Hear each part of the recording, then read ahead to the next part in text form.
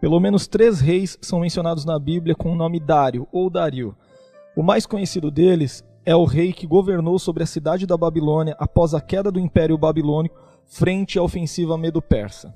Esse rei é chamado de Dário, ou Medo, e foi durante seu reinado que o profeta Daniel foi lançado na cova dos leões. Acredita-se que Dário, o Medo, nasceu em aproximadamente 601 ou 600 a.C., visto que quando a Babilônia caiu, em 539, sua idade era de 62 anos. Uma crítica sobre o rei Dário é o fato de que ele não é citado em nenhuma fonte histórica além das escrituras, e por conta disso sua real existência tem sido questionada por muitas pessoas. Além disso, não há qualquer registro histórico de algum rei que tenha governado entre os reinados de Nabonido Belsazar e Ciro da Pérsia. Por conta dessa dificuldade em se provar sua historicidade, alguns estudiosos alegam que o livro de Daniel registra um erro histórico.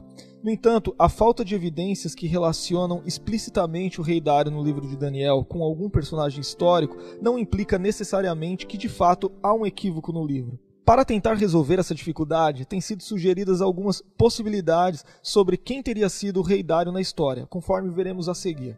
A primeira delas é que Dário foi Ciro, o Grande. Ciro foi o conhecido imperador da Pérsia sobre quem não há qualquer dúvida com relação à sua historicidade.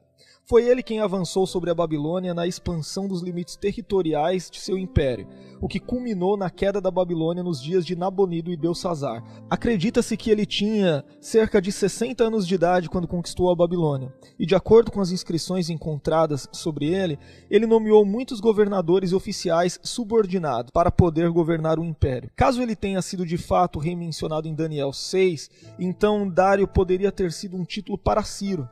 Já para justificar a designação O Medo, algumas fontes sugerem que ele possuía ascendência na casa real dos Medos, embora fosse um príncipe persa. Se for este o caso, então a passagem de Daniel capítulo 6, versículo 28, onde se lê: Daniel, pois, prosperou no reinado de Dário e no reinado de Ciro, o persa, deve ser entendida da seguinte forma: Daniel, pois, prosperou no reinado de Dário, a saber, no reinado de Ciro, o persa. Com isso, o escritor talvez estivesse explicando o uso de fontes que davam 2 nomes para a mesma pessoa, algo que gramaticalmente seria possível no idioma em que o livro foi escrito. A segunda possibilidade é que Dário foi Gobrias. Gobrias foi um governador da Babilônia nomeado por Ciro, o Grande.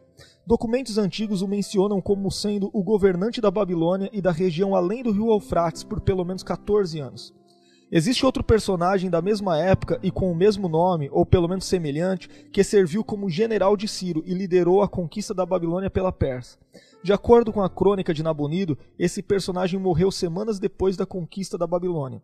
Alguns têm sugerido que Dário possa ter sido esse último Gobrias e que há um possível erro na crônica de Nabonido, que atesta sua morte, o que talvez tenha havido uma confusão na interpretação e que os 2 Gobrias são, na verdade, uma única pessoa e que corresponde ao Dário de Daniel. O livro de Daniel registra informações importantes sobre o governo de Dário, das quais podemos destacar. Dário tinha o título de rei. Ele tinha autoridade para nomear governadores subordinados a ele, sendo que o profeta Daniel foi um deles. Os anos eram contados segundo o período de seu reinado. Caso Dário tenha sido o Gobrias subordinado a Ciro, tais informações não representam nenhum tipo de conflito. Por quê? No livro de Daniel, Belsazar é chamado de rei, embora ele fosse corregente com Nabonido. Isso torna possível a designação de Dário como rei. O livro de Daniel em nenhum momento afirma que Dário era o grande imperador do império, mas que ele foi constituído rei sobre o reino dos caldeus. Daniel capítulo 5, versículo 31 informa que Dário se apoderou do reino, o que parece significar que ele recebeu o reino.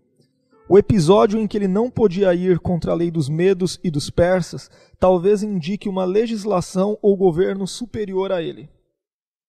Deixando as discussões de lado sobre sua identidade, o que sabemos é que o profeta Daniel foi lançado na cova dos leões durante o governo do rei Dário. Naquela época Daniel prosperou muito, e isso acabou gerando inveja nos demais presidentes e governadores subordinados a Dário no império.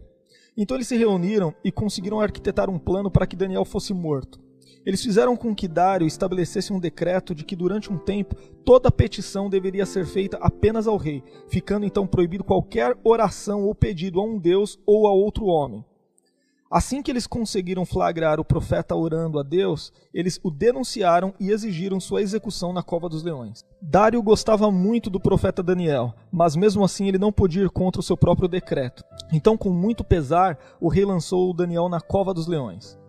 Dário passou aquela noite em jejum e também não teve sono. Ao amanhecer, ele se dirigiu com pressa à cova dos leões, e ao encontrar Daniel vivo, rapidamente o tirou da cova e lançou nela os homens que tinham acusado o profeta. Além de Dário o Medo, a Bíblia menciona outros 2 reis com esse mesmo nome. O primeiro é Dário o Grande, também chamado de Dário I. Ele é mencionado no livro do profeta Ageu. O outro é Dário II, governante da Pérsia e da Babilônia entre 423 e 408 a.C. Ele é mencionado exclusivamente no livro do profeta Neemias.